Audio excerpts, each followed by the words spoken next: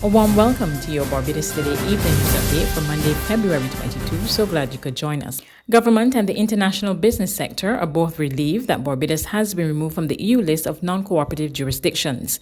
In a statement today, the EU said Barbados has been granted a supplementary review by the Global Forum and therefore has been removed from the blacklist.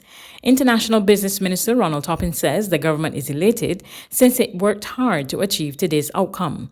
The Barbados International Business Association said it's a critical achievement, noting that the blacklist could have hurt the island's earning potential.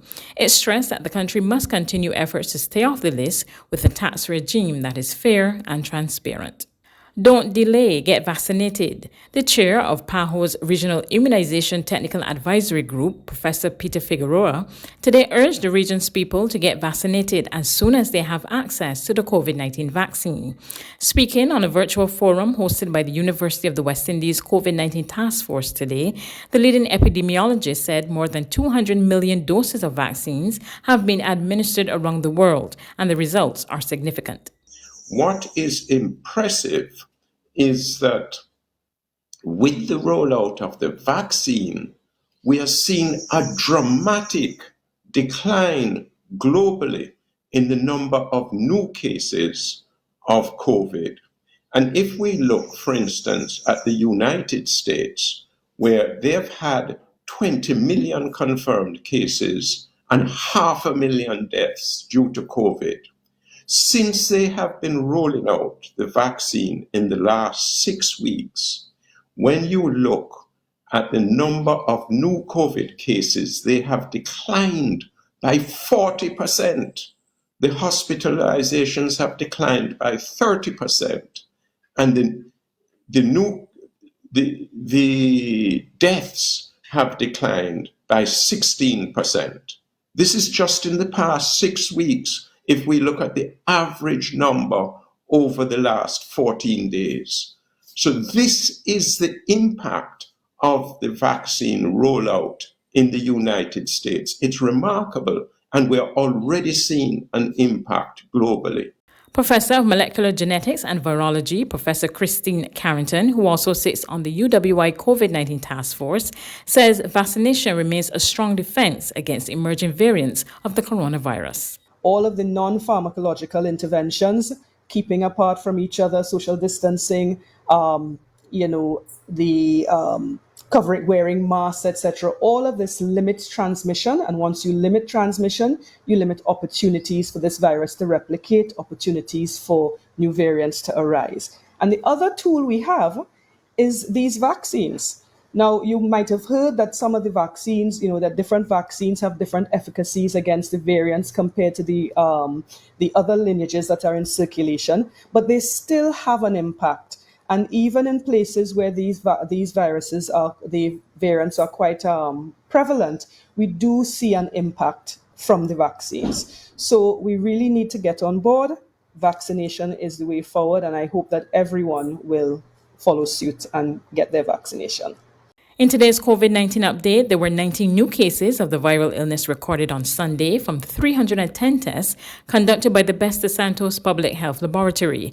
Of the 19, 10 were men and 9 women. One patient had already been undergoing assessment at the Harrison Point Isolation Facility, and the other 18 cases are Barbadians.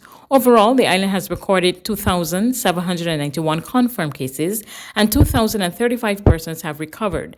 There have been 31 deaths from the viral illness. The Public Health Laboratory has so far completed 121,121 tests. To date, a total of 16,544 vaccinations have been administered to the public. The Democratic Labour Party's first Vice President, Ryan Walters, today charged that government has largely sidelined small businesses and entrepreneurs struggling to survive during the current lockdown.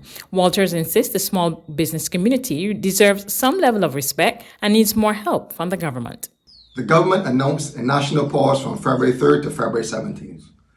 During this time, small businesses are offered small sums of money, $250 or $750 a week, depending on their business. But just imagine, with such small payments, the government still sees it fit to divide the support into multiple disbursements. Meanwhile, $300 million is being offered in other quarters in much huger drawdowns. Furthermore, the pause has been extended until month end, and not a word from the minister on if the support will be extended to this vulnerable group. There's regional and international news after this short break.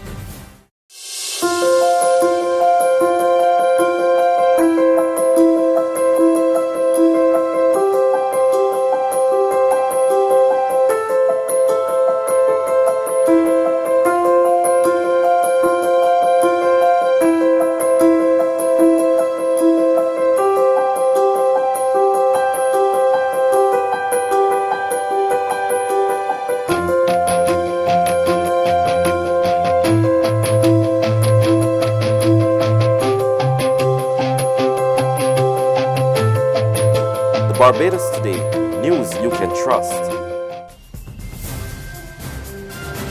To regional news now, the Jamaica government is set to spend $978 million to roll out its vaccination program. Ocean Masters of Television Jamaica has a breakdown on this spend. $286 million will be spent on procuring 3.5 million syringes, and $232 million will go towards hiring 80 temporary staff members across the 4 regional health authorities.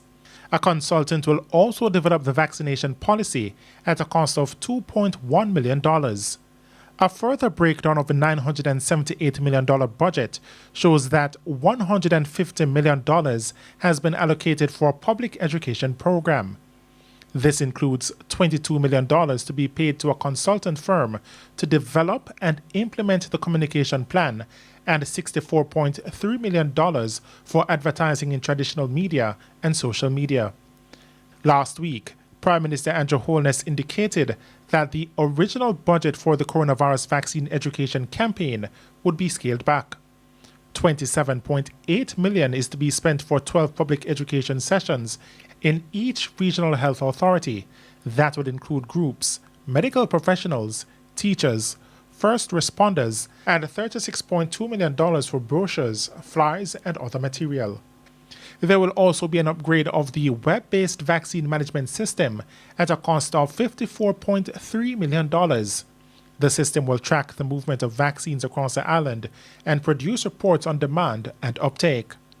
4% or $36.2 million of the budget has also been set aside for research. On the international scene, UK Prime Minister Boris Johnson today declared the end of the pandemic is in sight for England, setting out a plan to ease lockdown rules in a series of stages over the next 4 months. His one absolute mantra is caution, very much softly, softly. So the first date, although this will be data-driven, not date-driven, he insists on this, is that first step will be the 8th of March.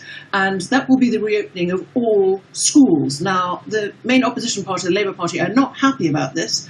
Although they're generally supportive of this plan, they think that teachers, for example, should be vaccinated. That this is absolutely key. Government doesn't see it that way. As for the unions of head teachers and of teachers, they actually think that this is not right either. All schools shouldn't reopen at the same time in England. They should actually be staggered, phased in.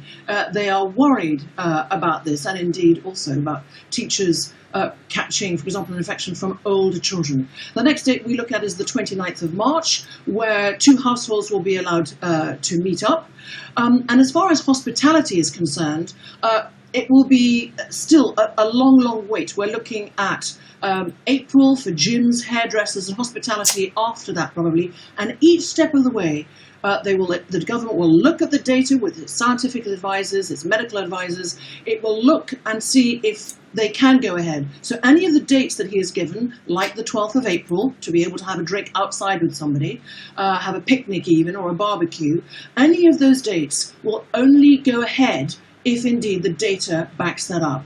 That's news, but for the very latest, visit our website at www.barbadostoday.bb. You can also subscribe to our e-paper, email updates, or like us on Facebook, and sign up for our breaking news alerts via WhatsApp. We're also on Izumi Media and bus terminals, as well as screenplay at supermarkets and gas stations near you. You can also hear us on Mix 96.9 FM and Capital Media HD 99.3 FM.